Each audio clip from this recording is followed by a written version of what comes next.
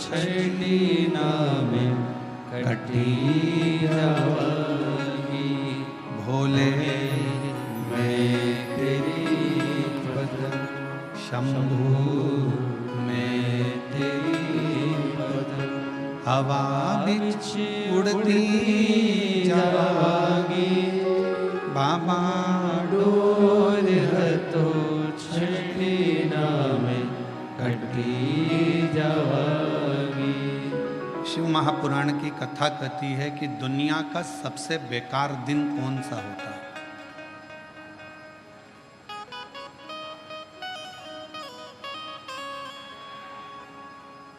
वो कौन सा दिन है जिस दिन को बेकार माना जाता है?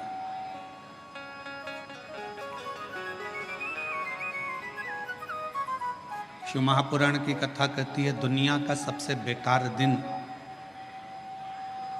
उस दिन माना जाता है जिस दिन आपके चेहरे पर मुस्कुराहट ना हो और आपके मुख पर भगवान का नाम ना हो।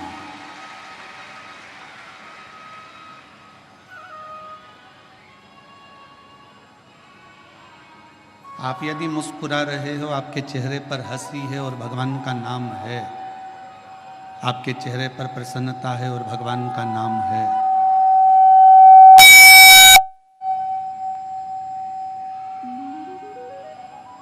आपके चेहरे पर प्रसन्नता है और आपके मुख पर भगवान शिव का नाम है, हरि विठ्ठल, पांडुरंगा, श्री विठ्ठल, रुक्माई, संत ज्ञानेश्वर, संत तुकाराम जी महाराज, संत नामदेव जी महाराज, या किसी भी रूप में भगवान का कोई भी नाम यदि आपके मुख पर है और आपके चेहरे पर यदि कितना भी टेंशन हो, कितनी भी चिंता हो, कितना भी चिंता, कितना भी टेंशन हो, और उसके बाद भी तुम्हारा चेहरे पर अगर स्माइल है, मुस्कुराहट है, तो समझ लेना कि आज आप सबसे ज्यादा शिव के करीब में।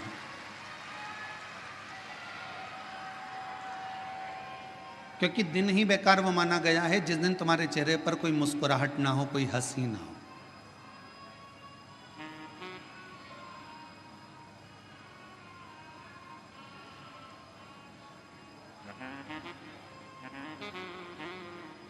आपके चेहरे की प्रसन्नता भगवान के करीब में लेकर जाती है।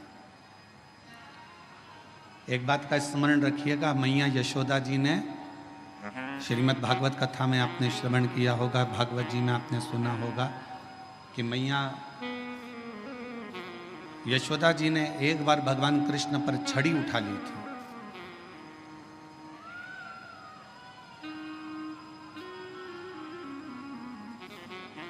तब भगवान कृष्ण मैया यशोदा जी के पास में नहीं आए।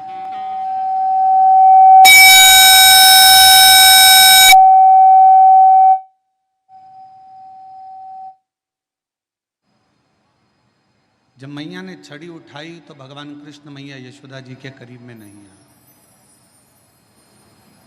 मैया यशोदा जी के पास नहीं आए।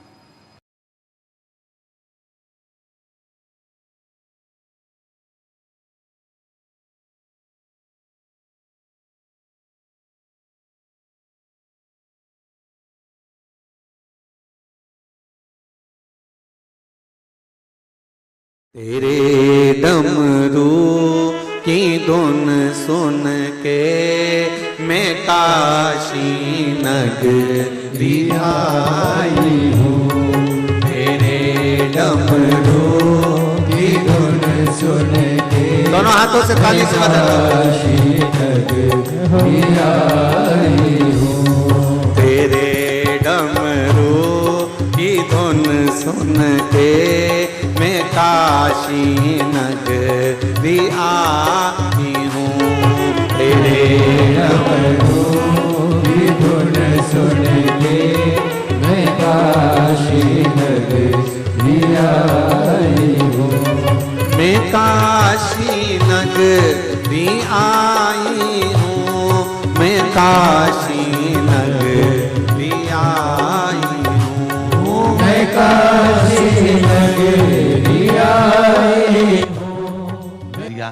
बेटी विदाई के बाद अगर भी मायके आए और रोती रोती आए तो बाप को भी चिंता लगती है, बाप को चिंता व्यापती है, पिता को टेंशन रहता है।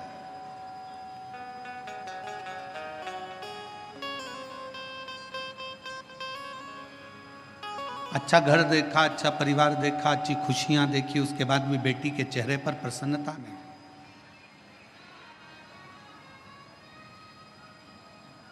तो शिव के पास में जाओ, भगवान शंकर के करीब में जाओ, शिव जी के नजदीक में जाओ, देवाधिदेव महादेव के पास में जाओ, तो चेहरे पर थोड़ी सी प्रसन्नता। और तो और हमने शिव महापुराण की कथा के माध्यम से पहले भी आपको कहा, आप एक लोटा जल शिव जी को नहीं चढ़ा सकते। आप भगवान शंकर को अगर एक लोटा जल नहीं चढ़ा सकते, आप भगवान शंकर को बेलपत्र नहीं चढ़ा सकते, आप भगवान शंकर को अगर एक पुष्प भी समर्पित नहीं कर सकते, शंकर के मंदिर में भी नहीं जा सकते, शिव के मंदिर में भी अगर प्रवेश नहीं कर सकते, शंकर के मंदिर में भी, भगवान शिव के द्वार पर मंदिर में भी अगर नहीं जा सकते, तो पहले भी कथा में कहा, फिर कह रहे हैं बेजापुर की इस पवित्र भूमि पर कि शिव के मंदिर भी ना जा सको तो शंकर के मंदिर के सामने से जब निकलो तो थोड़ा सा मुस्कुरा कर निकल जाना, तो भी शिव करुणा कर देते हैं, शिव कृपा कर। थोड़ा सा मुस्कुरा कर निकले, थोड़ा सा मुस्कुरा कर निकलोगे तो भी भगवान शिव करुणा कर देते हैं, कृपा कर देते हैं, दया कर देते हैं।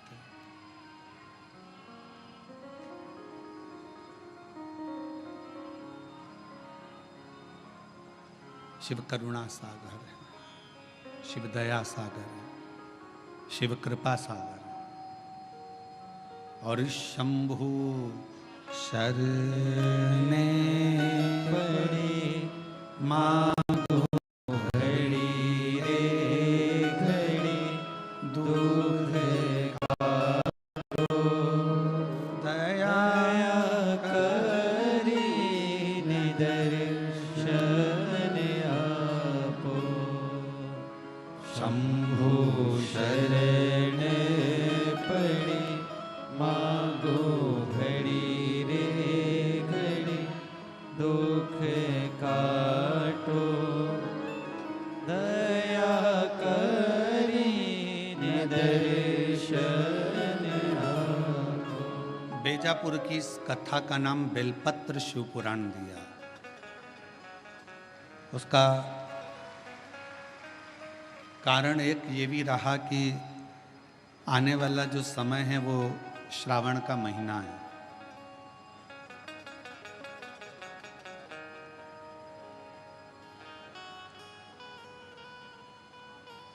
आने वाला जो समय है वो श्रावण का महीना है, और श्रावण के महीने में जब आप और हम प्रवेश करें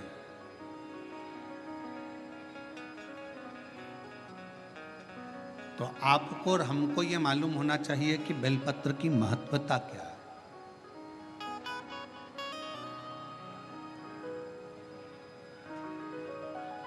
संचेती परिवार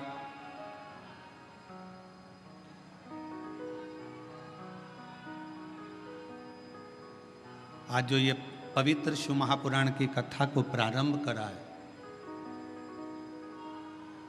मैं संचेती परिवार को तो बधाई देता ही हूँ, साथ में संपूर्ण देशवासियों को बधाई देता हूँ कि आज गुप्त नवरात्रे के पहले दिन से ये शिव पुराण की कथा प्रारंभ हो रही है। और आप सबको मालूम होगा 4 नवरात्रे होते हैं। उन 4 नवरात्रे में 2 नवरात्रे गुप्त माने गए, और उसमें भी जो आषाढ़ महीने का जो नवरात्रा आता है, जो आज से प्रारंभ हुआ है, कहते हैं अगर कोई स्थिर होकर एकांत में बैठकर भगवान शंकर के नाम का मात्र संबोधन श्रवण कर लेता है, सुन ले, गुनगुना ले, शिव को याद कर ले, तो कहते हैं शिव और शक्ति की दोनों की कृपा उसके ऊपर बनी ही रहती है।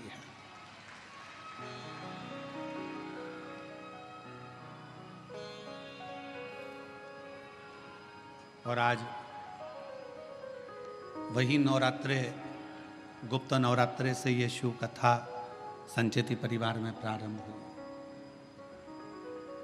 और उसमें परिवार को तो साधुता है, पर साथ में बेजापुर वालों के भी कोई 2 लोटे जल का कमाल है, ये पक्का है।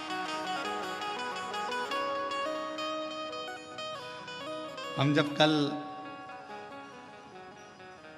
विशाल जी के घर पहुंचे तो वहां पर माता जी कह रही थी विशाल जी की कि गुरुजी 25 साल से शंकर जी की आराधना कर रही हूं और उसका फल आज प्राप्त हुआ है।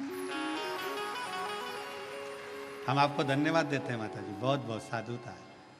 पुण्य है आपके ससुर के, सास के, और पुण्य है आपके पूर्वजों के, आपके, जो ये पवित्र शिव महापुराण की कथा आपके माध्यम से ये संपूर्ण बेजापुर वालों को श्रवण करने का सौभाग्य है।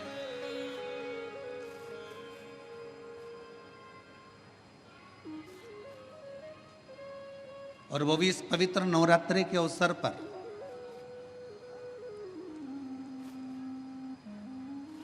एक बेलपत्र के वृक्ष की महत्वता शिव महापुराण के प्रारंभ ही बता देता है।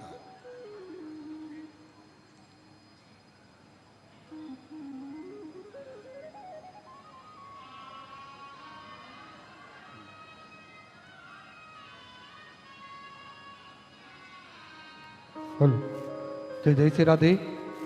बड़े ही हर्ष का विषय है, हमारे बीच में राजस्थान शासन से राज्यपाल महामहिम श्री हरि भाऊ जी बागड़े नाना जी हमारे बीच में पधारे। एक बार जोरदार ताली बजाकर स्वागत करें।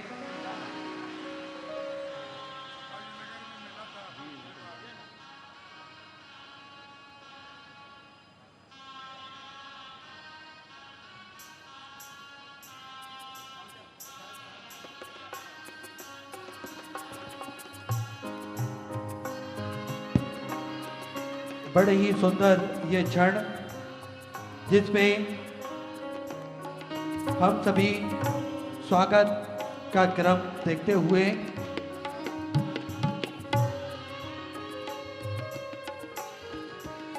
हमारे बीच में राजस्थान सरकार राज्यपाल महोदय महामहिम श्री हरि भाऊ जी बांगड़े साहब नाना जी पधारे हैं। एक बार जोरदार ताली बजाकर उनका स्वागत, वंदन, अभिनंदन। मैं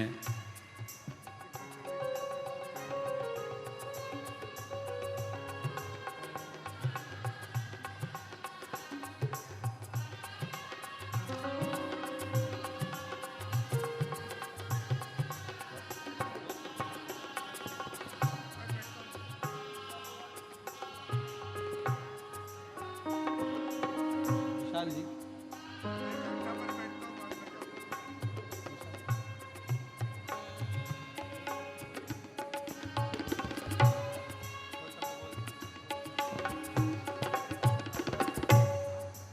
हमारे बीच में राजस्थान सरकार राज्यपाल महोदय महामहिम श्री हरि भाऊ जी बांगड़े साहब नाना जी पधारे हैं। मैं उनसे निवेदन करता हूं आपके 2 शब्द सभी शिव भक्तों को प्राप्त हों और उसके बाद पुनः कथा का वही आनंदमय पल।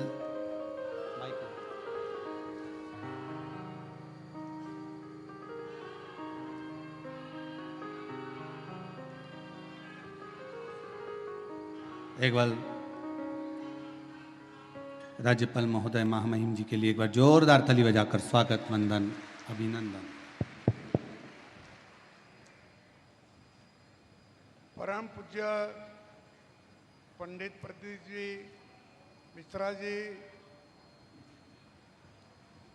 और जीवनलाल जी संचेती, रमेश जी बोरनारे सर, डोंबरे काका, दिनेश भाऊ परदेशी, भाऊसाहेब तात्या, बाळासाहेब जी संचेती, साबेर भाई, पारस जी आणि उपस्थित सर्वच, कारण मी हिंदीत बोलायचं सुरुवात करत होतो, उपस्थित सर्वच बंधू आणि भगिनींनो, आपण प्रदीपजी महाराजांचं या ठिकाणी पुराण ऐकायला आलात आणि पुराण एक आपल्या देशातला फार मोठा ठेवा आहे. हजारो वर्षापूर्वीची, लक्षावधी वर्षापूर्वीची त्याला पार्श्वभूमी आहे. आणि अशा या पुराणाच्या कथा, आपल्याला धार्मिक कथा, त्याची परत परत उजळणी करण्यासाठी आपण मोठा समुदाय या ठिकाणी उपस्थित आहेत.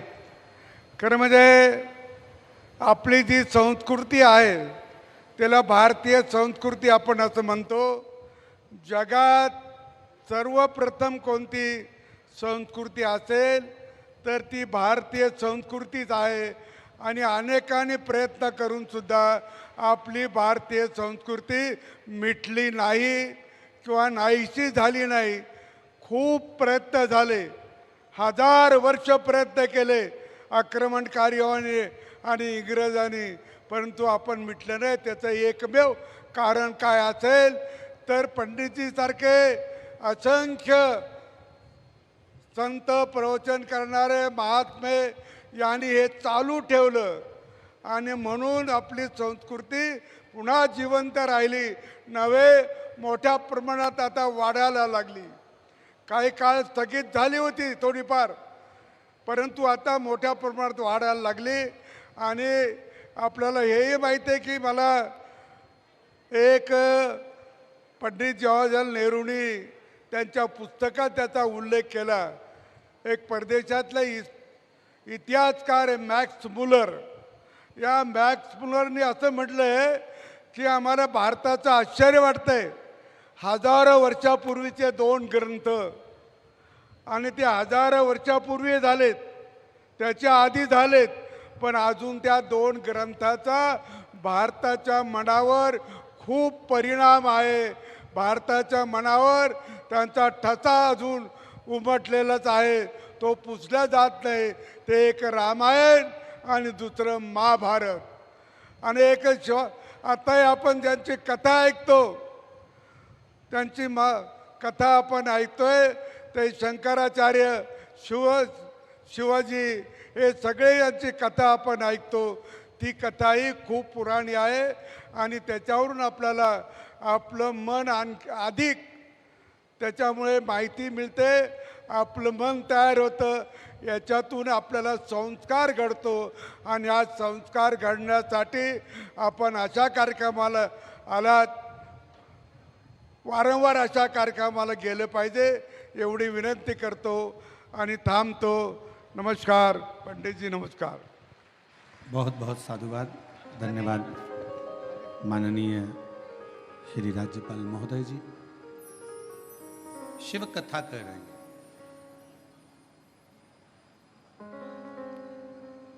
भगवान शंकर का संवाद कर रहे हैं.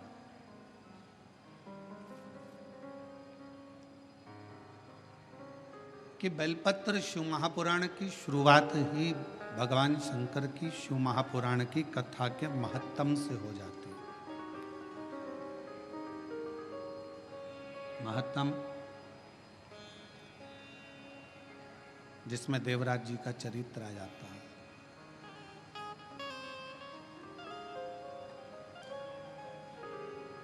और वो देवराज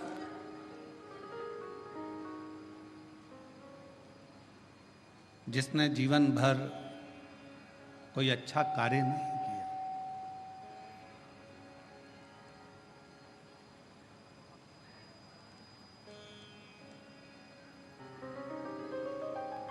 वो देवराज जिसने श्रेष्ठ कोई कर्म नहीं करा,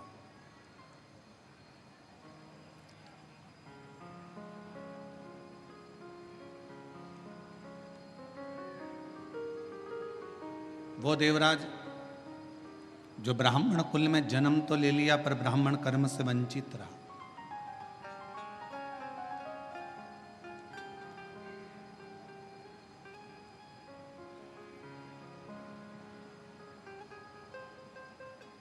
और ब्राह्मण कर्म करना जब तक वो परमात्मा की कृपा ना हो.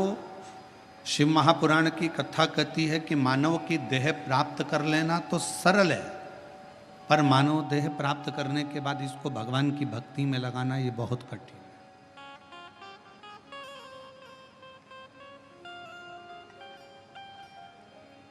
देह मिल जाएगी। बहुत सरलता में आपने कोई पूजन अधिक करी है, पाठ अधिक करा है, मंत्र जाप करा है, भोजन कराया, भूखे को प्यासे को पानी पिलाया, किसी की शिक्षा की व्यवस्था, किसी की चिकित्सा की व्यवस्था जो तुमने करी, उससे हो सकता है कि तुम्हारे जीवन में थोड़ा पुनः फिर वापस मानव का शरीर मिल जाए, मनुष्य की देह मिल जाए, मना नहीं। पर मानव देह मिल जाना एक अलग विषय है, और मानव देह प्राप्त करने के बाद वापिस भगवान की भक्ति को कर लेना, भगवान के भजन को धारण कर लेना, भगवान के स्मरण को धारण कर लेना, ये कठिन।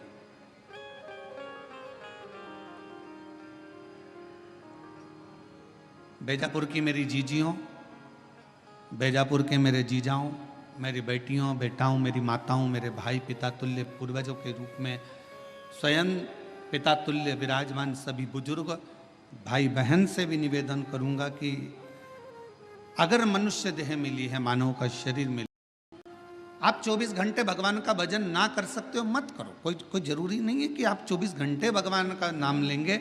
21,600 श्वास जो मानव की देह में मिली है, मनुष्य शरीर में मिली है, इस 21,600 श्वास में से अगर मात्र 600 श्वास भी आप भगवान शंकर को और अपने इष्ट भगवान राम या कृष्ण, जिसका आप गुणगान करते हो, हरि विठ्ठल पांडुरंगा, जिसको आप भजते हो, उसको अगर मात्र 21,000 जो 600 श्वास मिली है, उसमें से मात्र 600 श्वास भी आप अगर परमात्मा को दे रहे हो, तो समझ लेना कि 21,000 श्वास से आपकी वैसे ही सिद्ध होती चली जा रही है,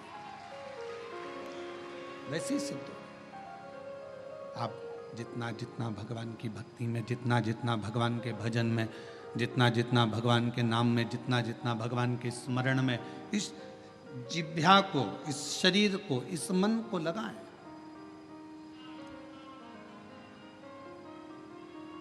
करो कोई अच्छा कर्म जीवन में। और फिर निवेदन है कि मत बुरे कर्म कर बंदे, वरना पछताएगा, भगवान की आंखों से तू बच नहीं पाएगा, तू बच नहीं पाएगा। अरे ओ अज्ञानी मत कर नादानी, अरे ओ अज्ञानी मत कर नादानी। तेरे कर्म का फल भी तू ही पाएगा, जैसा किया तूने तेरे आगे आएगा। मत बुरे कर्म कर बंदे, वरना पछताएगा, भगवान की आंखों से तू बच नहीं पाएगा, तू बच नहीं पाएगा। अरे ओ अज्ञानी मत कर नादानी। रहो परिवार में, कुटुंब में, नातों में, रिश्तों में। कोई तुमसे कह दे कि तुम अपना घर छोड़ दो, तो कह देना सीओर वाले महाराज ने मना करा, मैं अपना घर नहीं छोड़ सकती। कोई तुमसे कह दे कि तीर्थ में जाकर बैठ जाओ, तो मना कर देना, हमारे बस की बात नहीं है तीर्थ में बैठना। कोई तुमसे कहे किसी नदी के तट पर जाकर बैठ जाओ, सन्यासी बन जाओ, संत बन जाओ, साधु बन जाओ, तपस्वी बन जाओ, साधक बन जाओ, उपासक बन जाओ, मना कर देना, हमारे बस का कुछ भी नहीं है। शिव महापुराण की कथा तो कहती है, शंकर का एक तत्व अपने भीतर धारण करो। शिवजी अपनी अर्धांगिनी धर्मपत्नी के साथ रहते हैं, शिवजी अपने बच्चों के साथ रहते हैं। 33 कोटि देवताओं में केवल एक देवाधिदेव महादेव ऐसे हैं जो अपने पूरी विथ फैमिली पुजाते हैं। विथ फैमिली, पूरा परिवार। भगवान शंकर किसी देवता का परिवार पूरा पूछते हुए बता दो। 33 कोटि देवताओं में केवल एक शंकर भगवान हैं जिनकी धर्म पत्नी को भी पूजा जाता है, जिनके पुत्र श्री गणेश जी को भी पूजा जाता है, जिनके पुत्र श्री कार्तिकेय बाबा को भी पूजा जाता है, जिनकी बहुएं रिद्धि सिद्धि भी पूजा जाती है, जिनकी बेटी अशोक सुंदरी भी पूजा जाती है, जिनकी कन्याएं जया, विषहरा, शामली बारी, दौतली देव भी पूजा जाती है, जिनके पोते शुभ और लाभ पूजा जाते हैं, जिनके परपोते अमोद और प्रमोद पूजा जाते हैं। जरा विचार करिएगा कि 33 कोटि देवताओं में केवल एक देव है, देवादिदेव महादेव, जो अपनी फैमिली के साथ फुल एंजॉय में, आनंद में जिंदगी जीने का तरीका सिखाते हैं। केवल शिव। और आज का व्यक्ति बाहर एंजॉय करने का तरीका ढूंढता है। मैं दोस्तों के साथ जाऊंगा, वहां घूमने जाऊंगा, वहां ऐसा करने जाऊंगा, वहां मुझे खुशी मिलेगी। पत्नी को छोड़ दो घर में, पत्नी रह गई घर में, चलेगा दोस्तों के साथ एंजॉय करने के लिए, और मालूम पड़े कि वहां करा क्या, थोड़ा सा नशे का पान करा, कमरे में पड़े रहे और शुद्धि चली गई। दोस्तों ने विचार करा, पैसा लाया था खत्म हो गया, होटल वालों ने कहा चलो समाप्त हुआ पैसा, तुम भी बाहर निकलो, चलो यहाँ से, और निकाल दिया। अगर एंजॉय करना है, मेरे शिव जी कहते हैं अपनी अर्धांगिनी पार्वती के साथ शंकर भगवान विराजमान है, अपने बच्चों के साथ शिव जी विराजमान है, अपने परिवार के साथ शंकर भगवान विराजमान है। शिव जी कहना चाहते हैं कि अपनों के साथ में रहकर जो खुशी का आनंद है वो आनंद दुनिया में कहीं नहीं मिल सकता है। अपनों की श्रेष्ठता में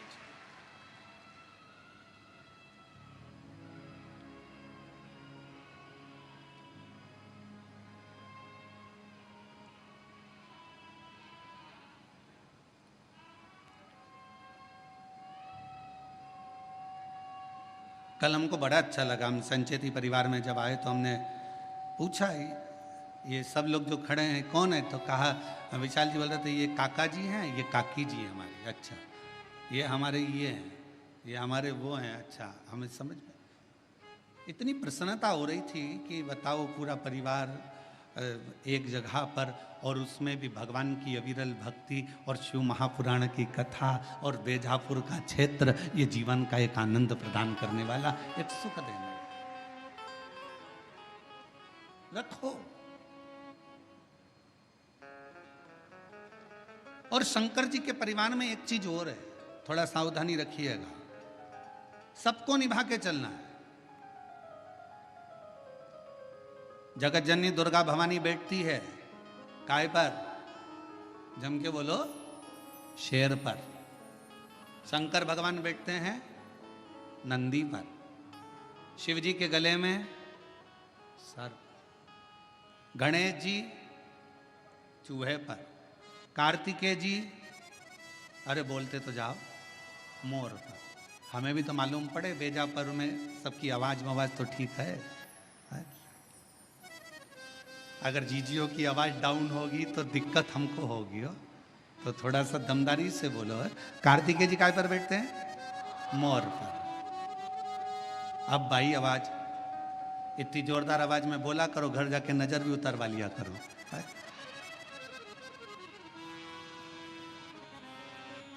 सब बैठे हैं। शिव जी नंदी पर है, मां जगत जननी दुर्गा भवानी शेर पर है। शेर नंदी को नहीं छोड़े अगर समय मिल जाए तो, सर्प चूहे को नहीं छोड़े, मोर सर्प को नहीं छोड़े, सब दुश्मन। पर घर में एक बुजुर्ग, घर में एक बड़ा ऐसा होता है, उस बुजुर्ग के, उस बड़े के होने का सबसे बड़ा फल यह होता है कि शेर नंदी को नहीं, सर्प चूहे को नहीं, मोर सर्प को नहीं खा सकता, क्योंकि वहां बुजुर्ग का कंट्रोल, घर के बड़े का एक संयम इतना प्रबल होता है कि एक दूसरे को कोई नुकसान नहीं पहुंचा सकता। कोई नुकसान नहीं। हम नुकसान कब भोगते हैं? शिव महापुराण की कथा में बीड़ में एक बात कही थी, जब अपने घर के लोगों की बात, अपने माता पिता की बात, अपने घर के बुजुर्गों की बात जब आपको बुरी लगने लगे और बाहर के लोगों की बात आपको अच्छी लगने लगे, तो समझ लेना कि तुम्हारे विनाश का समय आ गया। ये निश्चित है। घर के लोगों की बात, माँ ने कुछ कहा तुम्हें बुरा लग गया, पिताजी ने कुछ कहा तुम्हें बुरा लग गया, काका जी कुछ बोले तुम्हें बुरा लग गया, ताऊ कुछ बोले तुम्हें बुरा लग गया। घर के लोगों की बात जब तुम्हें बुरी लगने लगे और बाहर के दोस्त बोल रहे हैं, सहेली बोल रही है, बेस्ट फ्रेंड बोल रही है, तो तुम्हें अच्छा लग रहा है, समझ लेना कि तुम्हारा विनाश का समय निश्चित आ गया है। शिव पुराण कहती है कि जब जब मेरे भोलेनाथ, जब जब मेरे शंकर, जब जब मेरे करुणा सागर, जब जब मेरे शिव, जब जब मेरे भगवान भोलेनाथ अपने बच्चों को भटकता हुआ देखते थे, तब तब मेरे शिव कुछ ना कुछ कहने के लिए आतुर हो जाते थे। शिव की आतुरता रहती, शंकर की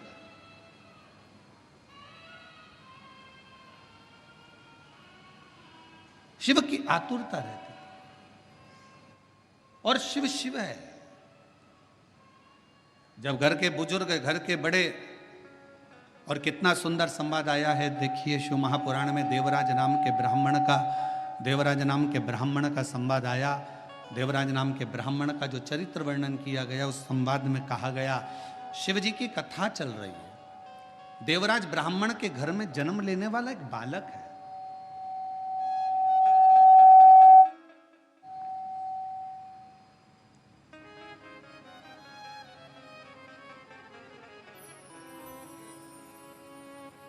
सभा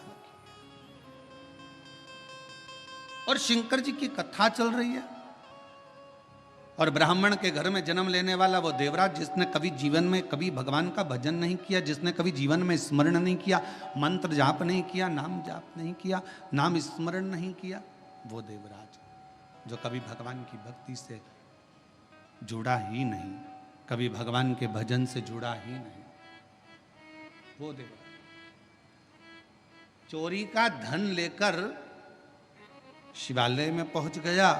ब्राह्मण जी कथा सुना रहे थे शिव पुराण की, कोई नहीं था, कोई नहीं, मंदिर सुना।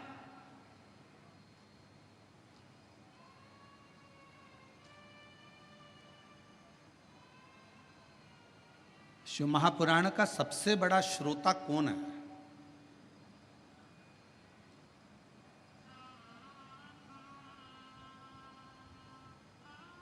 उत्तर दो जल्दी से, बीजापुर की जी जी जी जाऊं। शिव महापुराण का सबसे बड़ा श्रोता कौन है? शिव पुराण को सुनने वाला सबसे बड़ा श्रोता, श्रीमद् भागवत कथा को सुनने के लिए सबसे बड़े श्रोता थे राजा परीक्षित। रामचरितमानस को सुनने के लिए सबसे बड़े श्रोता थे काशी नरेश।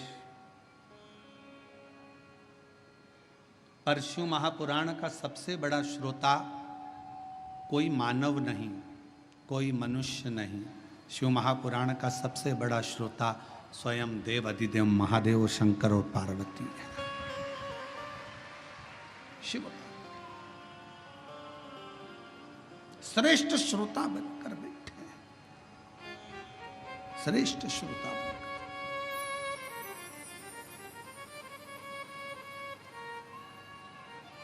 और चित्त भगवान शिव का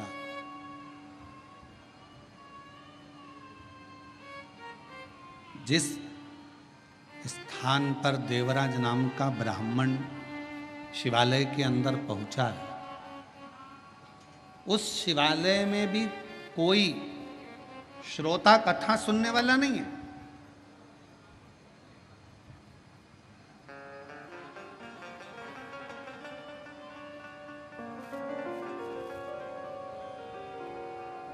और यदि आप लोगों ने कोरोना महामारी में अगर इस शिव पुराण की कथा को ऑनलाइन सुना होगा टीवी पर, तो आपने उस समय पर भी देखा होगा, उस समय पर भी श्रवण करा होगा कि कोरोना महामारी के समय पर केवल शिव महापुराण की कथा चल रही थी और पूरा प्रांगण पूरा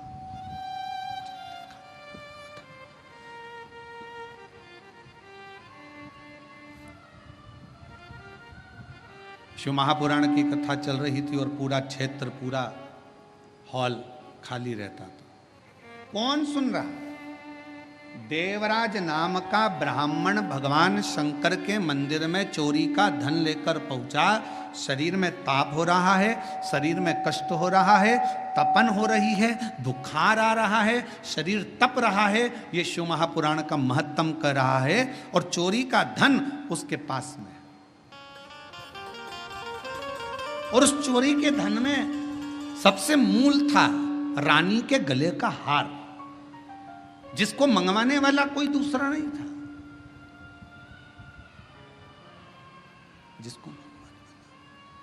जिसको मंगवाने वाला कोई दूसरा नहीं था, जिसको मंगवाने वाली केवल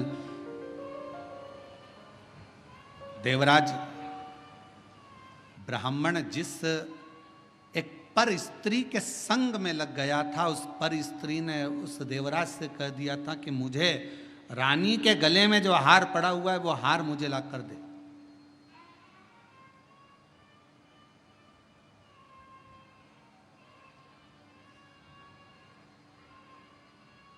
और देवराज उस स्त्री के कहने पर चोरी करने चले गया, धन हार चुरा कर लेकर आ गया, शिव जी के मंदिर में पहुंच गया। शंकर जी के चोरी का धन उसके पास में रखा हुआ था, चोरी का धन उसके पास में रखा हुआ था। कथा कोई नहीं मंदिर के अंदर, केवल शंकर का शिवलिंग, नंदी और देवराज। कथा करने वाला कथा कर रहा है।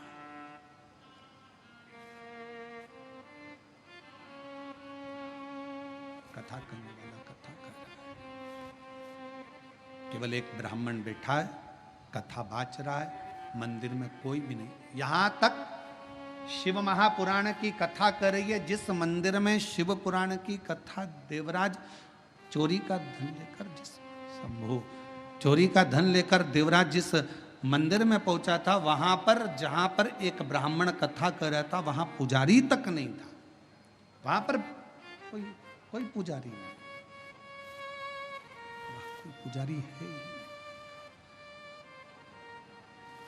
केवल शंकर भगवान का शिवलिंग है, नंदी है और देवराज चोरी का धन लेकर बैठा हुआ है।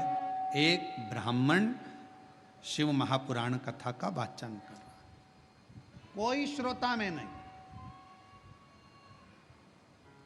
और भगवान शंकर ने मां पार्वती जी को यह कहा है, पार्वती सुनो, जहां पर शिव महापुराण की कथा होती है, श्रवण करने के लिए जो पुरुष और स्त्री, बेटा और बेटी, नर नारी, गंधर्व, अप्सरा, देवता शिव महापुराण की कथा को अगर श्रवण करने के लिए जाते हैं, तो वहां केवल संसार का मनुष्य, संसार का मानव ही नहीं रहता। वहां पर स्वयं शिव कहते हैं कि मैं और शक्ति दोनों उस कथा को श्रवण करने के लिए उस मनुष्य के रूप में पहुंच गए।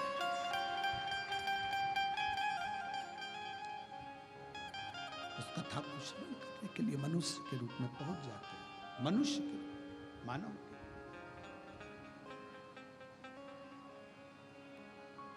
अब जितने भी श्रोता भाई बहन इस कथा को श्रवण करने के लिए आए हैं, जितने भी श्रोता भाई बहन इस कथा को सुनने के लिए आए हैं, कथा श्रवण करने के लिए बैठे हैं, तो आप सबसे निवेदन है, आप कोई साधारण व्यक्ति नहीं है, आप कोई साधारण नहीं है।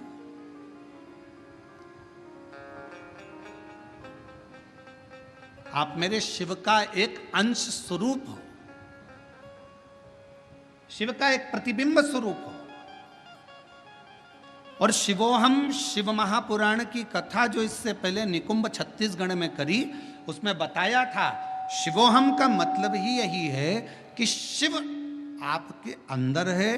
केवल आपका भजन, आपका कीर्तन, आपका मंत्र जाप, आपका स्मरण, आपका नाम जाप शंकर को भीतर से प्रकट कर ले, भीतर से प्रकट कर। और महाराज हर पल हर घड़ी शिव तुम्हारे साथ, हर पल।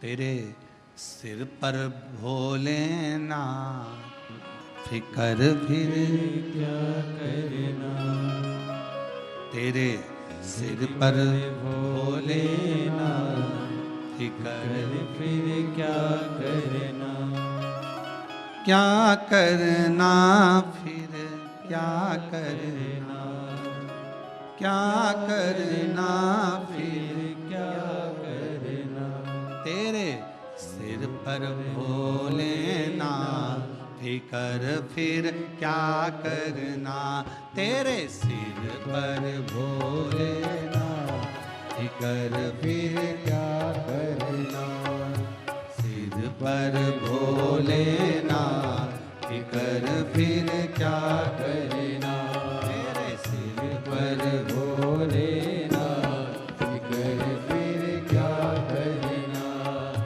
क्या करना फिर क्या करना, क्या करना फिर क्या करना, क्या करना फिर क्या करना, क्या करना फिर क्या करना, तेरे सिर पर भोलेनाथ फिकर फिर क्या करना, तेरे सिर पर भोलेनाथ फिकर फिर क्या करना, तेरे सिर पर भोलेनाथ फिकर फिर क्या करना। दोनों हाथों से ताली से बजते हुए पर भोलेनाथ फिकर फिर क्या करना।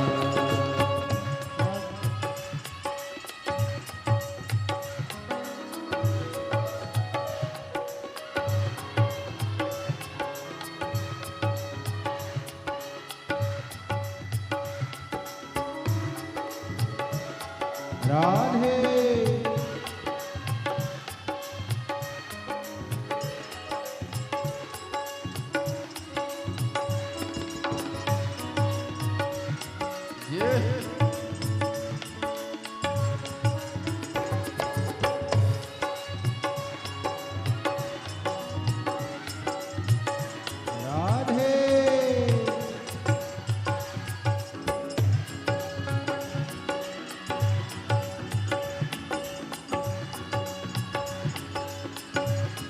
हरि बोल राधे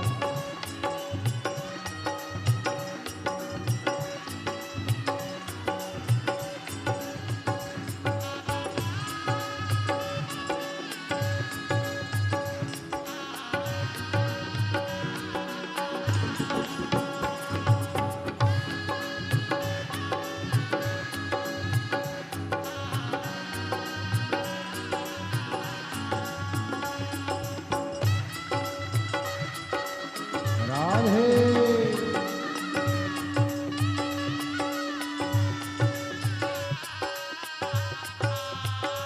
हरि बोल राधे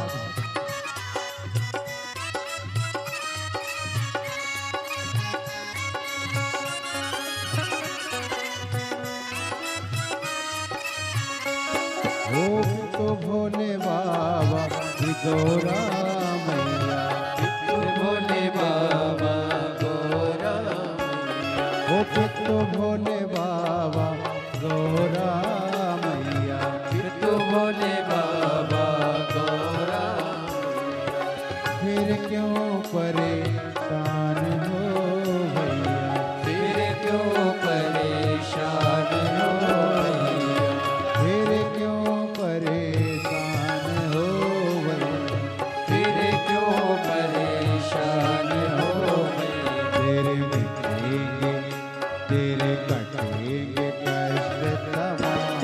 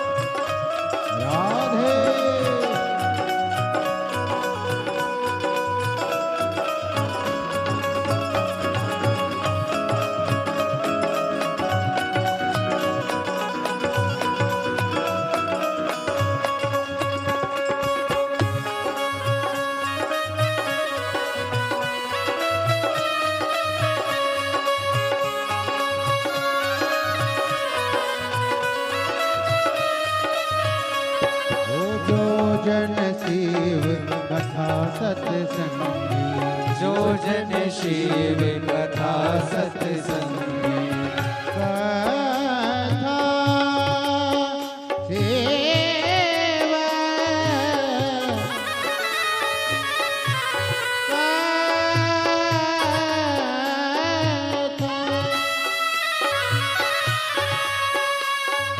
गर सरे सन सन धनि दप दप पम पम गम गर गर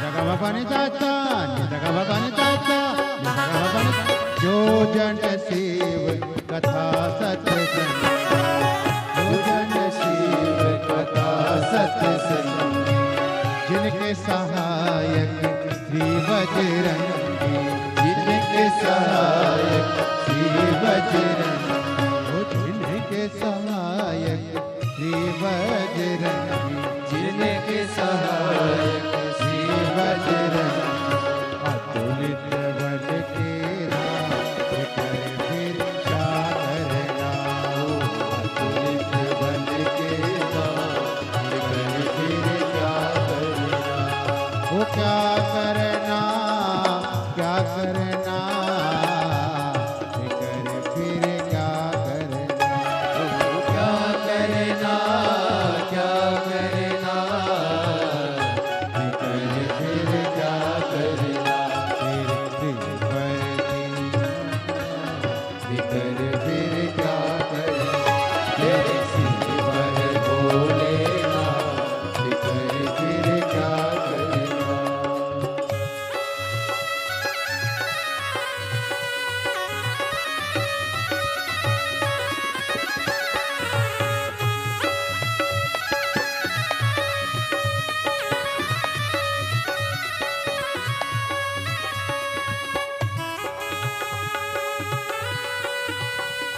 राधे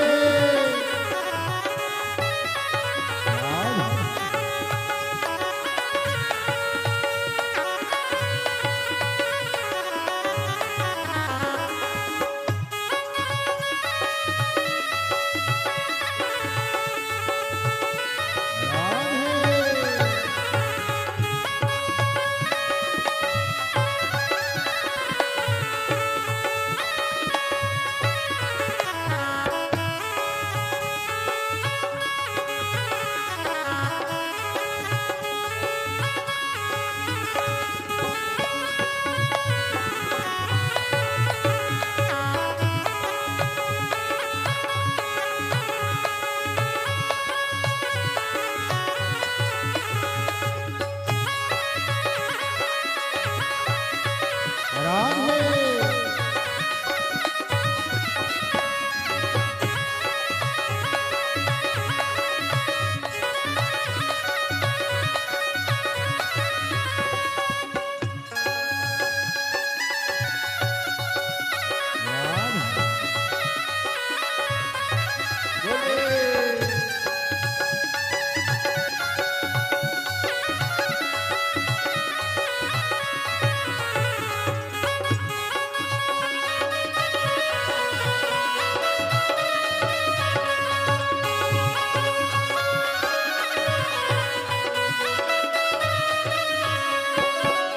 अब गुरुदेव नया भरोसा, अब गुरुदेव नहा भरोसा, गुरुदेव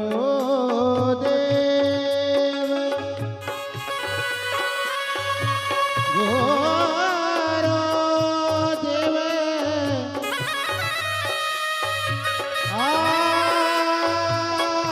आए भरो,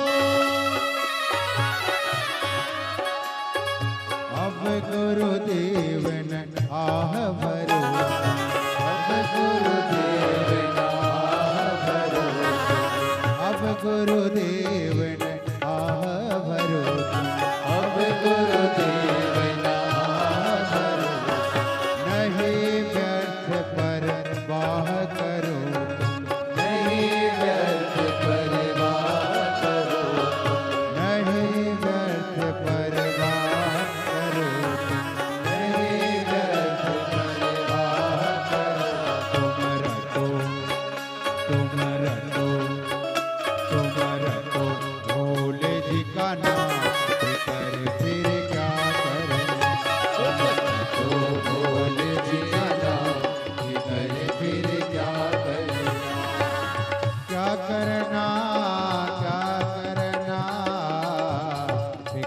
फिर क्या करना, क्या करना, क्या करना, जिकर फिर क्या करना, पर भोलेना फिर क्या करना, पर भोलेना, जिकर फिर क्या करना, तेरे सिर पर भोलेनाथ कर फिर क्या करना, तेरे सिर पर भोलेनाथ कर फिर क्या करना, तेरे सिर पर भोलेनाथ कर फिर क्या करना, तेरे सिर पर भोलेनाथ कर फिर क्या करना, तेरे सिर पर भोलेनाथ कर फिर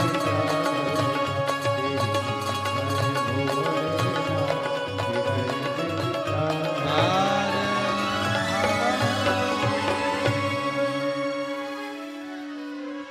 अपने स्थान पर दिल से प्रार्थना करिए, निवेदन करिए, विनती करिए। जहाँ जगह मिले वहाँ बैठकर भगवान शंकर से अपने मन का भाव कहिए, हृदय से प्रार्थना करो, विनय करो, निवेदन करो।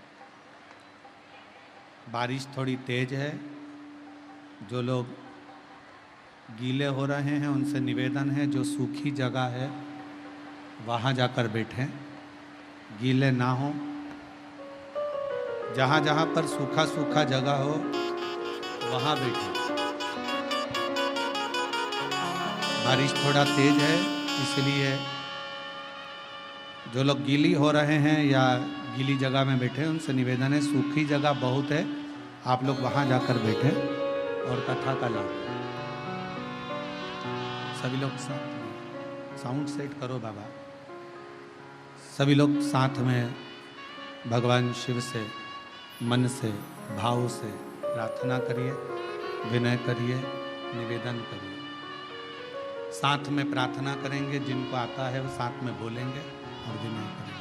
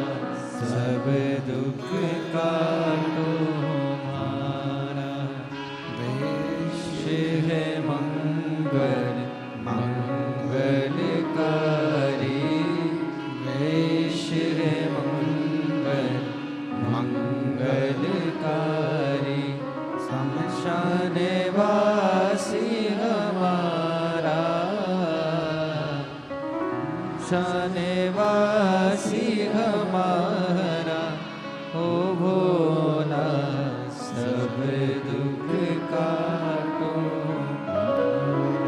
हो भोला सब दुख काटो हमारा।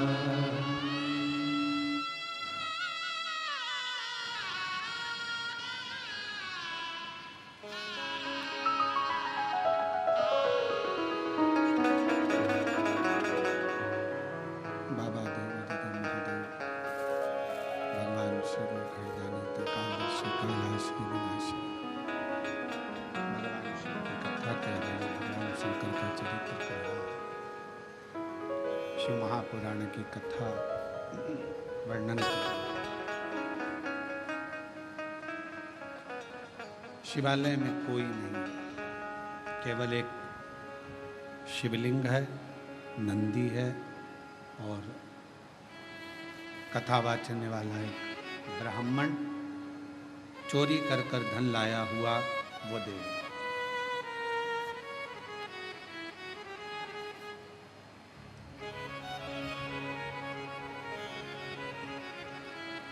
कई लोगों का एक प्रश्न रहता है, गुरुजी हम अकेले मंदिर जाते हैं, मेरे घर का मैं अकेला शिवालय जाता हूँ, पूजन करता हूँ, आराधना करता हूँ, अर्चना करता हूँ, शिव भक्ति करता हूँ, शिव आराधना करता हूँ, शिव पूजन करता हूँ,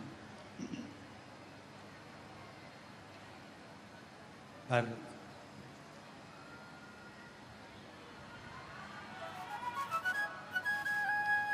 शिव महापुराण की कथा कहती है कि शंकर का जो भक्त है, शिव की जो आराधना करने वाला है, शंकर की जो स्तुति करने वाला है, वो जीवन में कभी अकेला नहीं रहता।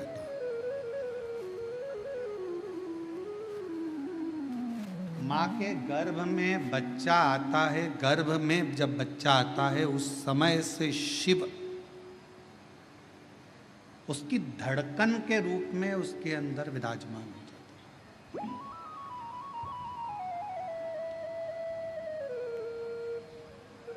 इसलिए वीर शैव लिंगायत संप्रदाय में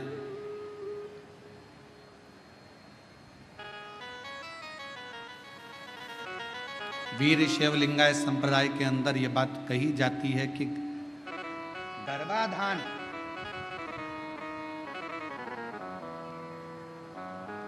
गर्भ में जब बच्चा रहे उस समय से लेकर व्यक्ति के जब प्राण छूटते हैं तब तक शिव शिव उसके अंदर विराजमान रहता है, शिव तत्व उसके अंदर विराजमान रहता है।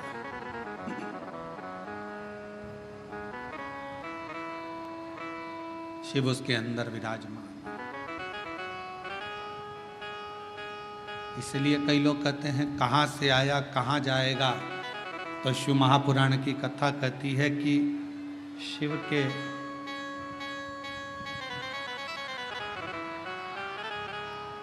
शिव महापुराण की कथा कहती है कि शिव के द्वार से आया और शिव के ही द्वार गया।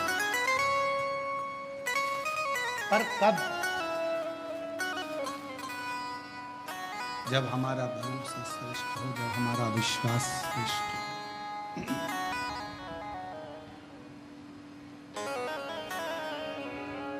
जब तक हमारा भरोसा हमारा विश्वास श्रेष्ठ नहीं होता तब तक शिव का मिलना बड़ा मुश्किल। एक पत्र है, अच्छा है, देखिए।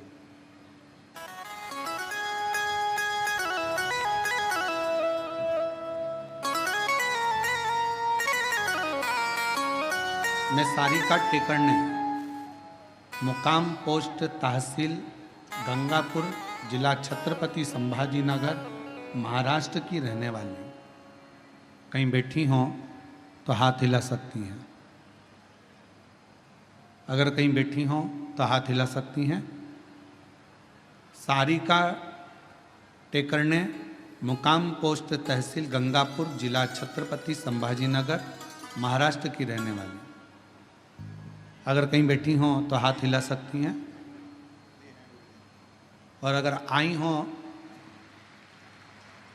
और बच्चा आया है साथ में क्या, अगर बच्चा आया हो तो उसको भी ला सकती हैं।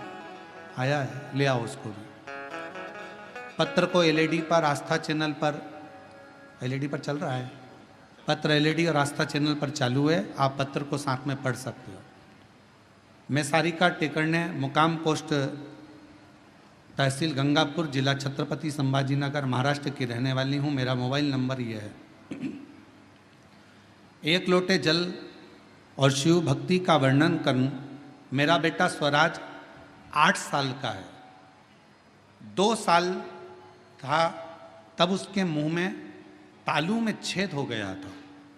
उसका ऑपरेशन हो गया। ऑपरेशन के बाद से उसको चलने में दिक्कत आने लगी। 1.5 महीने बाद वो कोमा में चले गया। कोमा में जाने के बाद उसको दिखना बंद हो गया और ऐसा करते करते करते करते सालों हो गए, जिसमें उसकी आंखों की रोशनी भी नहीं थी और कोमा में भी था। तब किसी ने कहा कि लॉकडाउन में कथा आ रही है टीवी पर। हमने उसको पहली बार सुनना प्रारंभ करा और 1 लोटा जल शिव जी को चढ़ाना प्रारंभ करा। जल चढ़ाकर स्वराज को पिला देते और उसके शरीर पर लगा देते। उसको दिखता नहीं, कोमा में शुद्ध नहीं। तब किसी ने कहा कि एक बार सीहोर चलते हैं, वहां से रुद्राक्ष लाते हैं।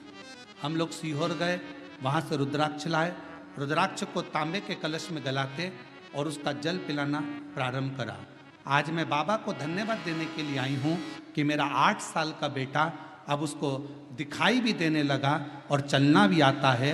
अब वो हर रोज हमारे साथ अमृतसर भगवान के शंकर के मंदिर जाने लगा और शिव जी को जल चढ़ाने लगा। मैं बाबा को यहाँ प्रणाम करने के लिए आई हूँ। एक लाइन अच्छी लिखी है, आप और हम उस लाइन को गुनगुनाते हैं कि लुटा दिया भंडार का शिवाने, कर दिया माला मार शिवाने, जो जैसी भावना लाया ओ वैसा ही फल पाया, नहीं खाली उसे लौटाया वो मन ही मन घर। एक पत्र और अच्छा है। मेरा नाम छाया सचिन रोहम है। मैं बेजापुर की रहने वाली हूँ। कहीं बैठी हों तो हाथ हिला सकती हैं। मेरा नाम छाया सचिन रोहम, मैं बेजापुर की रहने वाली हूँ। आए हैं, बच्चा आया साथ, हाँ ले आइए। मेरा पुत्र जिसका नाम साईं है, 6 साल तक बोल नहीं सकता था। हम लोग दिखाए, डॉक्टरों का इलाज कराए, पर इसकी आवाज़ नहीं थी। तब किसी ने कहा कि शिव पुराण की कथा आती है, उसको सुनो। बच्चे को भी सुनवाया, कथा भी सुनना प्रारंभ करी। सीहोर गए, वहाँ से रुद्राक्ष मिला। हर दिन उस रुद्राक्ष का पानी बेटे को पिलाना प्रारंभ करा। आज मैं बाबा को प्रणाम करने के लिए आई हूँ कि मेरा बेटा 8 साल का हो गया, अब बोलना प्रारंभ करा। मैं बाबा को धन्यवाद देने के लिए आई हूँ, बाबा को प्रणाम करने के लिए। बच्चे को लेकर आ सकते हैं। एक पत्र और बड़ा सुंदर आया है। दीपक, जरा पढ़ के बताओ क्या लिखा है। दीपक एचलावर,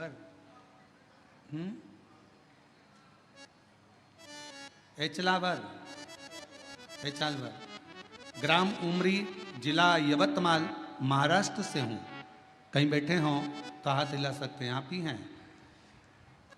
आ जाइए, जल लेकर, बेलपत्र लेकर जाइए। कुछ समय पहले सालों से एक बीमारी हो गई जिसमें मेरे शरीर पूरा सफ़ेद होने लगा। जगह जगह पर सफ़ेद सफ़ेद दाग हो गए और मेरा पूरा शरीर सफ़ेद हो गया। हम लोग बड़े परेशान हुए, डॉक्टरों की इलाज करवाया, तब भी वो सफ़ेद चर्म रोग ठीक नहीं हुआ। आखिरी में दुख होने लगा। तब मैं सीहोर गया, वहाँ से रुद्राक्ष लाया। आपके बताए अनुसार विधि पूर्वक रुद्राक्ष को जल में गलाता और पूरे शरीर में लगा लेता। बाबा का गाय के दूध वाला प्रयोग करा, शिव जी को बेलपत्र चढ़ाई और ऑनलाइन शिव महापुराण की कथा को श्रवण करा। आज मेरा शरीर सफ़ेद रोग से मुक्त हो गया, पूरा की पूरा शरीर मेरा अच्छा हो गया। मैं बाबा को यहाँ प्रणाम करने के लिए आया हूँ, बाबा को नमन करने के लिए आया।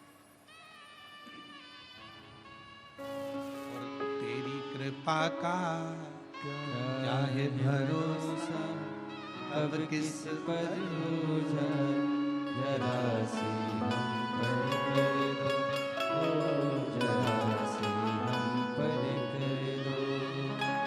तेरी कृपा का क्या है भरोसा, कब किस पर हो जाए जरा सी हम पर कर दो, ओ जरा सी हम पर कर दो।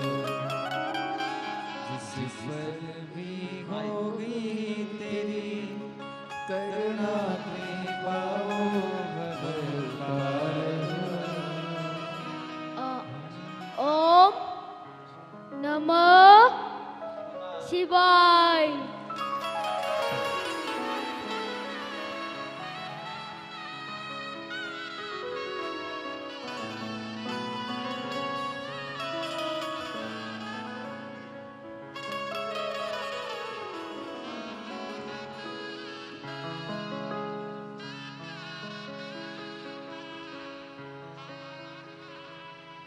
इतने सालों के बाद उसकी वाणी आई, एक बार जोरदार ताली बजाकर साधु का शिव कृपा, एक विश्वास, एक भरोसा, एक दृढ़ता।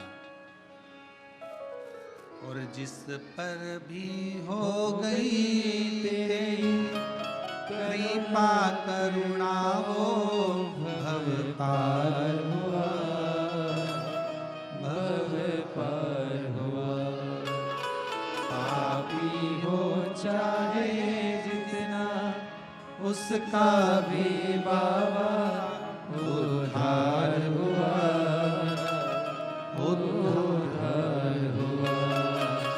गिद्ध अजामिल गणिका जैसे तेरे मन को भर जरा सी हम पर कर दो, ओ जरा सी हम पर कर दो।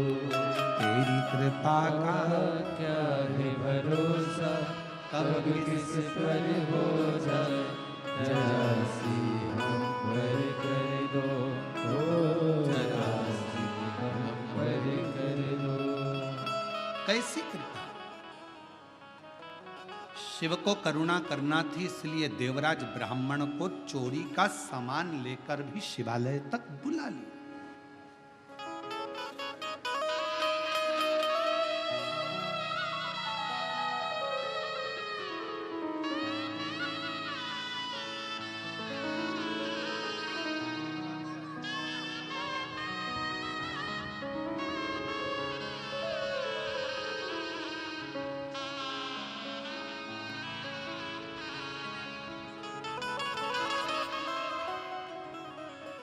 आंखों से देख नहीं सकता था, चल नहीं सकता था, कोमा में पड़ा रहता था, उठ नहीं सका कई साल तक।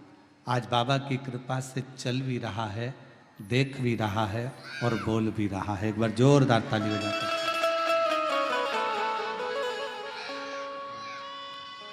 तेरी कृपा का क्या है भरोसा, कब किसी पर हो जाए जरा सी हम पर कर दो, ओ जरा सी हम पर कर दो।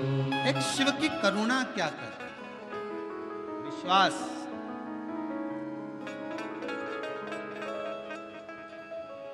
कई लोग कहते हैं गुरुजी शिव महापुराण की कथा है, हम कहते हैं जैसे नेत्र शिविर लगता है, आंखों का इलाज करवा लो।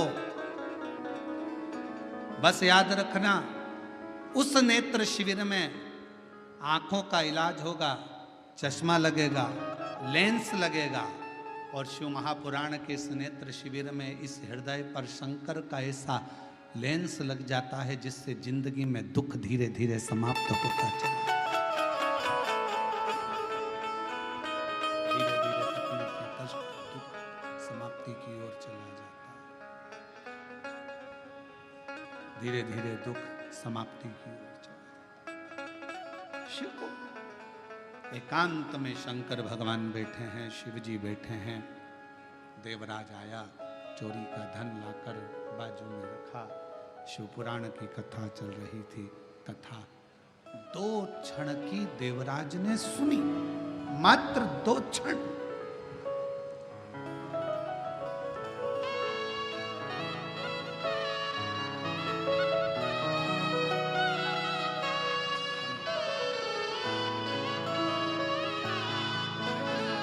भाई का पूरा शरीर पर सफेद सफेद दाग हो गया था, पूरा चमड़ी का रोग पूरे शरीर पर हो गया था। अब बाबा की कृपा से ठीक है, एक बार हाथ हिला दो। शिव की कृपा से पूर्ण चमड़ी, बाबा की कृपा से चर्म रोग ठीक हुआ। शिव करना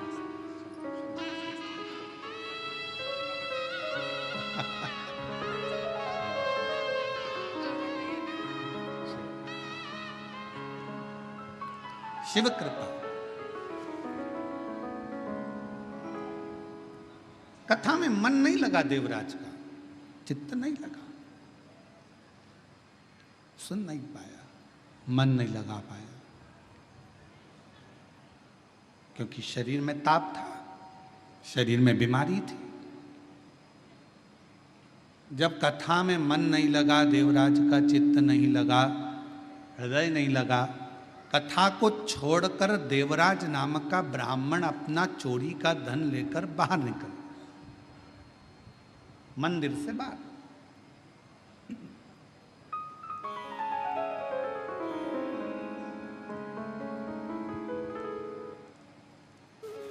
और गया, सोचा अब कहां जाऊं, मेरे शरीर में बहुत ताप है, बहुत कष्ट है। और फिर निवेदन है आप सबसे, शिव महापुराण कथा के माध्यम से, भगवान शंकर की कथा के माध्यम से फिर निवेदन।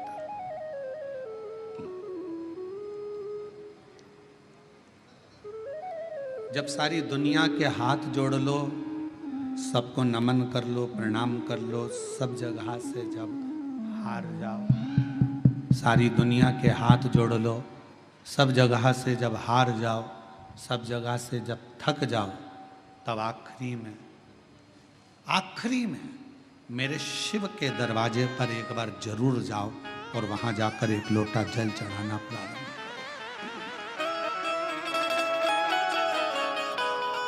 सब जगह से हारने के बाद अंत में शिवालय तक, शंकर तक जरूर पहुंचो, शिव तक। हम तो कई बार कथा में कहे कि जैसे बच्चा गुल्लक को भरता है और गुल्लक भरने के बाद बच्चा गुल्लक तोड़ता है तो कोई गिफ्ट खरीद कर लेकर आता है, उसी तरह अपने दादा, परदादा, पिता, माता, घर के बच्चों की भाग्य की गुल्लक जब फूटती है, तब समझना कि जिंदगी में एक बार शिव महापुराण की कथा अपने परिवार के द्वारा होगा। अपने पूर्वजों ने जो पुण्य एकत्रित करा होता है गुल्लक में, दादा परदादा ने, अपने सास ससुर ने, अपने माता पिता ने, अपने पूर्वजों ने जो पुण्य की गुल्लक भरी होती है, वो गुल्लक जब फूटती है, तब जाकर अपने परिवार में, अपने गांव में, अपने नगर में, अपने शहर में एक शिव भगवान की कथा श्रवण करने का सौभाग्य प्राप्त हो पाता है। तब एक कथा सुनने का सौभाग्य प्राप्त हो पाता है, तब शिव कथा श्रवण करने का सौभाग्य मिल पाता है। जब उसकी पुण्य की गुल्लक भराए तो समझो कि भगवान की करुणा, भगवान की उदारता, भगवान की कृपा। अब करे तो क्या? देवराज चोरी का धन लेकर बेलपत्र के वृक्ष के नीचे बैठ गए। कथा की शुरुआत में बेलपत्र के वृक्ष की महत्वता का वर्णन क्यों करा, किस लिए करा? हम कल्प वृक्ष नहीं देख सकते, हम कल्प वृक्ष की करना, उसकी विचार भी नहीं कर सकते।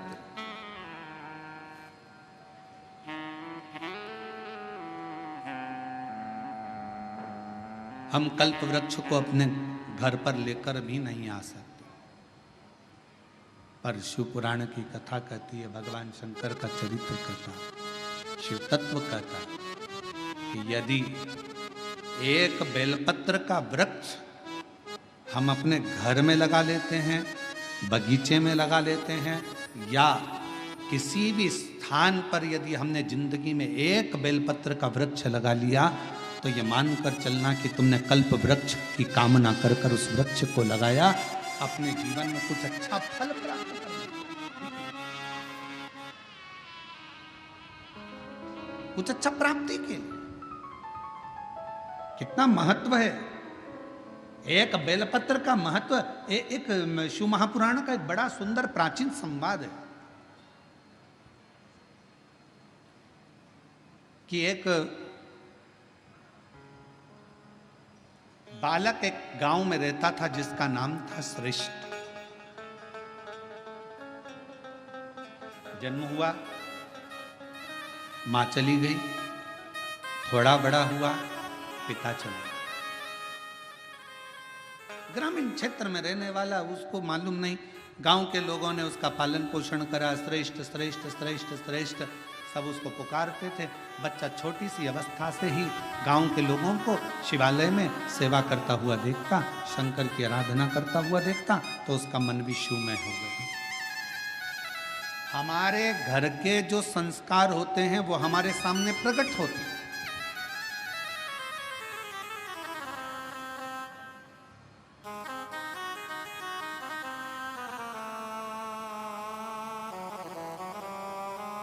कल जब हम संचेती जी के यहाँ आए तो हमने उनको सबसे पहला शब्द उनके घर में उनके माता पिता को यही कहा कि आपके पुत्र विशाल और बहुरानी, घर के बच्चों को आपने जो संस्कार दिया, ये संस्कार आज सामने देखने को मिलता है। कम से कम इतनी बड़ी शिव महापुराण की कथा अपने माता पिता और अपने पूर्वजों का आनंद के लिए कराई तो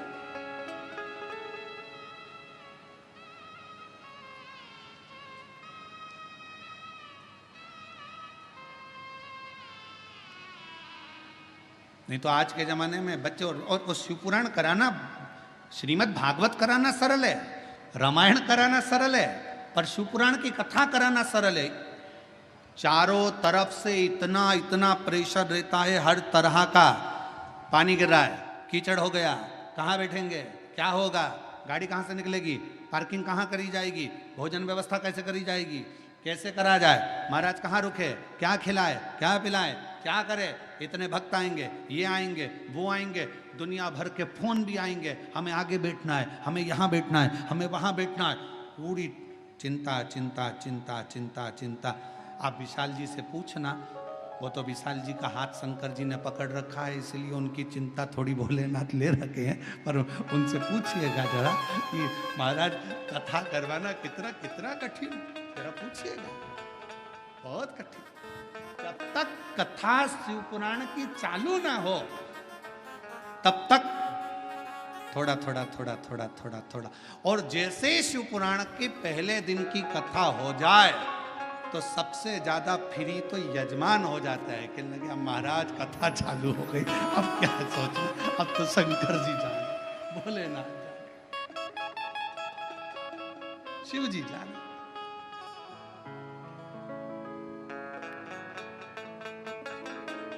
और हम तो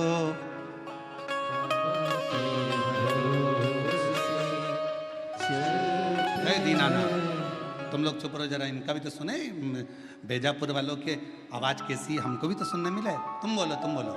हम तो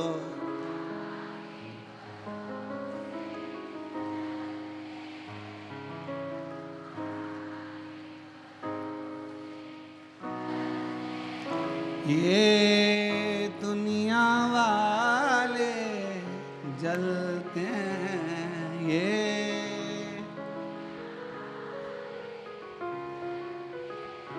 भोले बाबा के भरोसे, डमरू वाले के भरोसे, हम उसके आश्रित। श्रेष्ठ छोटा सा बालक, नगर के लोगों ने देखा, गांव के लोगों ने उसको सिखाया, मंदिर जाना, शिवालय, आराधना, अर्चना, भगवत भजन, नाम स्मरण, कीर्तन, मंत्र जाप, चाल। धीरे धीरे बड़ा हो गया। उसने अपनी जिंदगी का एक नियम बड़ा प्रबल लिया और अपने जीवन का वो सबसे प्रबल नियम श्रेष्ठ ने लिया, प्रतिदिन शंकर जी के मंदिर में एक बेलपत्र समर्पित करो। एक बेलपत्र शिवलिंग पर चढ़ाना।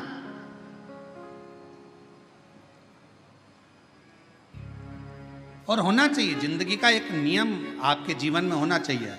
हम तो आप लोगों से भी कहेंगे कोई बड़ा नियम नहीं ले सकते, तो एक नियम अपने जीवन में ले लो कि मैं सुबह उठते से ही सबसे पहले अपने मुख से श्री शिवाय नमस्तुभ्यं बोलूं।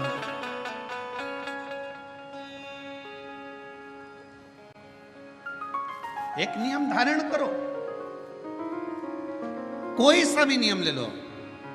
हो सकता है बेलपत्र का आप नियम लो और गर्मी का समय हो और बेलपत्र नहीं मिले चढ़ाने के लिए, तो हो सकता है कि नियम में कुछ गड़बड़ हो जाए। हो सकता है मंदिर जाने का नियम लो और कभी कभी घर में कार्य ज्यादा हो जाए, नहीं जा पा, पर जो अपन से संभल जाए वो नियम अपनी जिंदगी में एक लेना चाहिए। एक नियम अपनी जिंदगी में लो कि मैं ये नियम ले रही हूं कि मैं अपने जीवन में प्रतिदिन, अगर सुबह ना ले पाई तो दिन में ना ले पाई तो शाम को ना ले पाई तो रात में एक बार मुख से श्री शिवाय नमस्तुभ्यं जरूर कहो।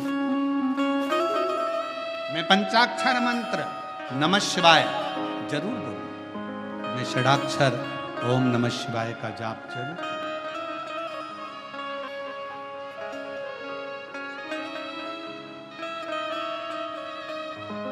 अपने भीतर उस नियम को धारण। श्रेष्ठ बालक बड़ा हो गया, अपना नियम धारण कर कर रहता।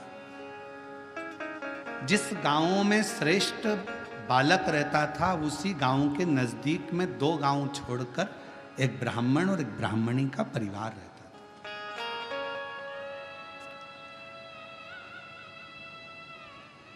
महाराज वो दोनों भगवान के बड़े उपासक थे, पर दोनों के घर में औलाद नहीं थी, संतान का सुख नहीं था।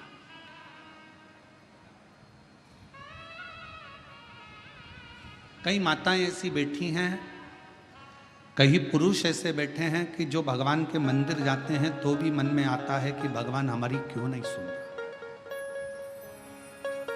क्या सारा दुख हमारी ही किस्मत में लिख दिया? क्या सारी तकलीफ हमको ही लिख दी? नहीं।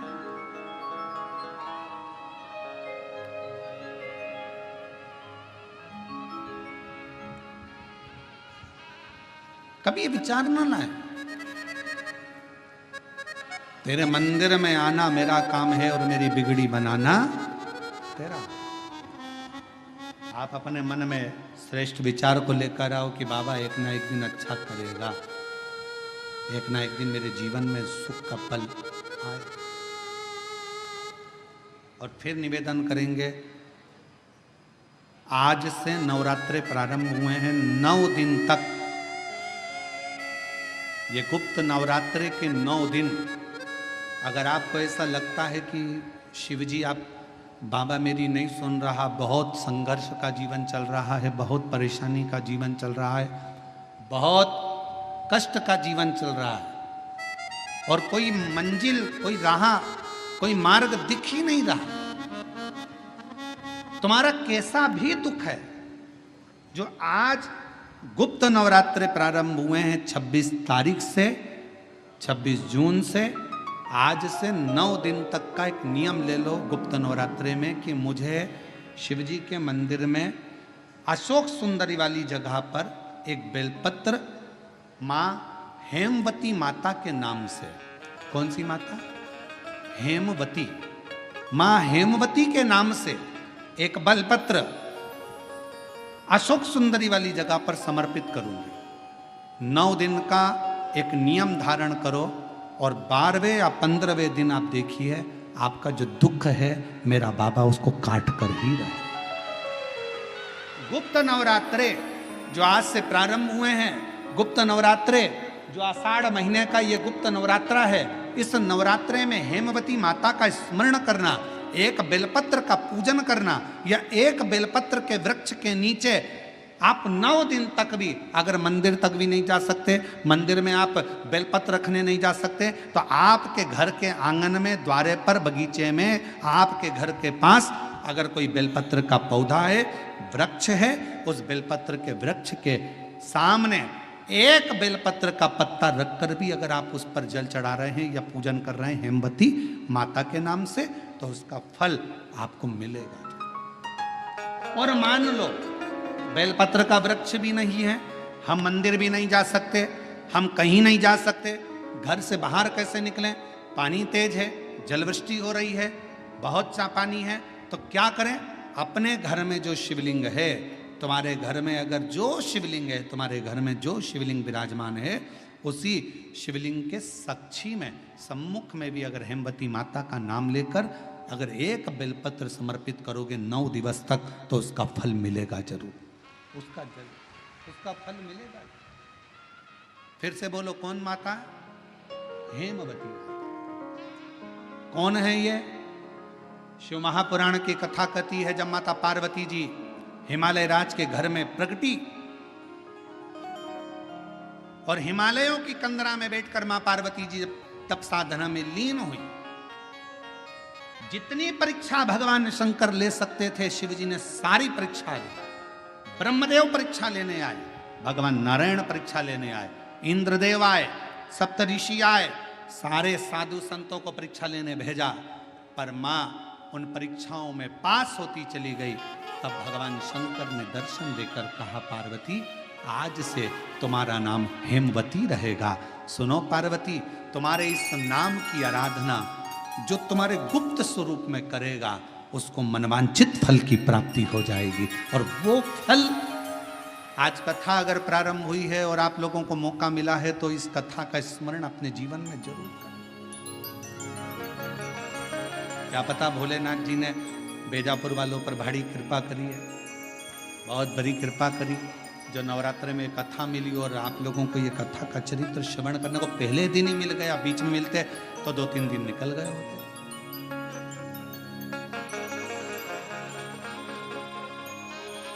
शिव और मेरे भोले तेरा सहारा है,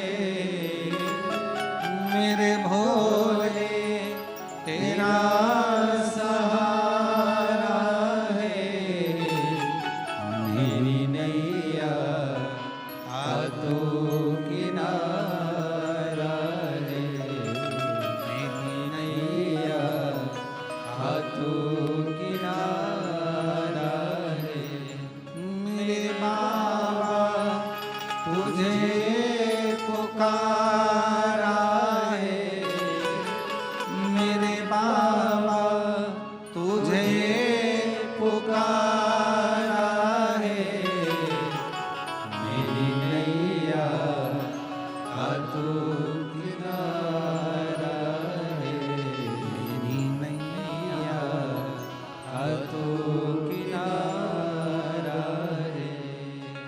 शिव जी की कथा कर, ब्राह्मण और ब्राह्मणी के घर में संतान की प्राप्ति नहीं थी, दोनों के घर में औलाद नहीं।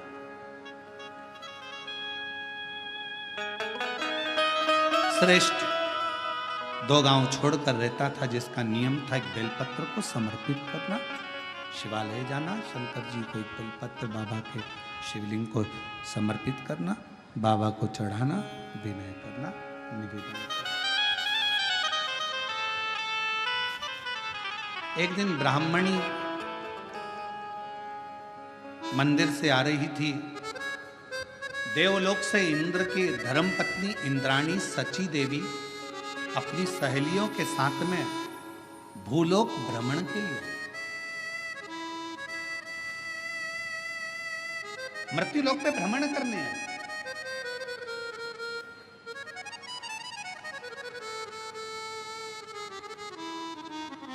ब्राह्मणी रो रही थी। इंद्राणी सची देवी ने, इंद्र की धर्मपत्नी सची देवी ने उसके पास जाकर पूछा, तुम्हारे रोने का कारण क्या है? कहा, मेरे घर में संतान का सुख नहीं, मेरे घर में औलाद नहीं है, और अब तो मैं वृद्ध अवस्था की ओर जाती जा रही हूं, पर मेरे घर में औलाद नहीं।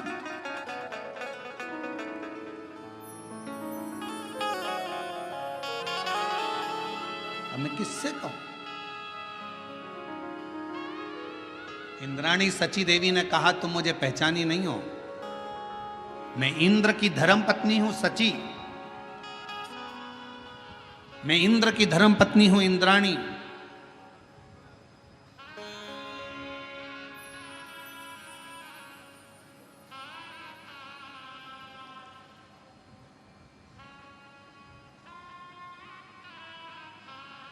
ब्राह्मणी ने हाथ जोड़कर कहा, इंद्राणी जी, आप देवलोक में रहती हो, एक बार अगर हो सके ना तो भगवान से मेरे लिए पूछना जरूर कि मेरी किस्मत में संतान है कि नहीं,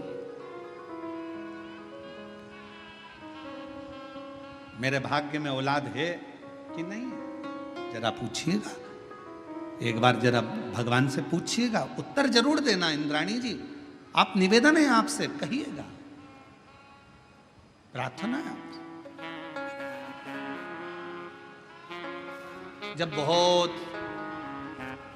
कई लोगों को बहुत बड़ा रोग हो जाता है, रोग होने के बाद वो कई बार दिखते हैं, मिलते हैं, तो कहते हैं, गुरुजी बहुत कष्ट का जीवन चल रहा है, बहुत रोग हो गया, बहुत बड़ा रोग हो गया गुरुजी, ये मिटेगा कि नहीं मिटेगा? हम हमेशा एक ही बात कहते हैं, डॉक्टर शंकर का एक रूप होता है। जब भी अगर शरीर में तकलीफ आए, कष्ट आए, बीमारी आए, तो एक बार अपने डॉक्टर के पास जरूर जाओ और डॉक्टर से जाकर कहो कि मेरे शरीर में रोग आ गया, बीमारी आ गई। वो तुम्हें जांच करने का बोले जांच कराओ, वो तुम्हें दवाइयां दे दवाइयां खाओ, वो तुम्हारी जांचें करवाए जांचें करवाओ।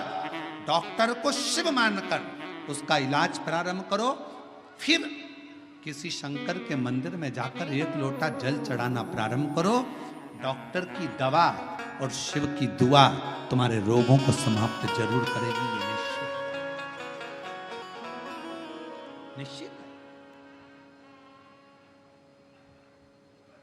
अब कई लोग कहते थे, गुरुजी हम डॉक्टर के पास नहीं जाएंगे, हमको तो ठीक हो। ना ना ना ना, शिव महापुराण की कथा में शंकर भगवान खुद कहते हैं, जिस समय पर मां जगत जननी जगदम्बा अम्बा स्वयं दुर्गा भवानी ने देखा कि शंकर भगवान के कंठ में विष पहुंच रहा है, तब मां आद्य शक्ति दुर्गा भवानी जगत जननी जगदम्बा औषधि का पिटारा लेकर, स्वयं वेद बनकर, स्वयं डॉक्टर बनकर, औषधि का पिटारा लेकर, मेरी मां आद्य शक्ति जगदम्बा कात्यायनी, स्वयं मां कात्यायनी अपना औषधि का पिटारा लेकर, स्वयं मां जगत जननी डॉक्टर बनकर औषधि का पिटारा लेकर पहुंच गई। शिवजी को तो हलाहल विष था, अंदर उतरना था, पर पार्वती जी ने देखा, कात्यायनी ने देखा, मेरे पति अगर इस विष को नीचे उतार लेंगे तो पूरा ब्रह्मांड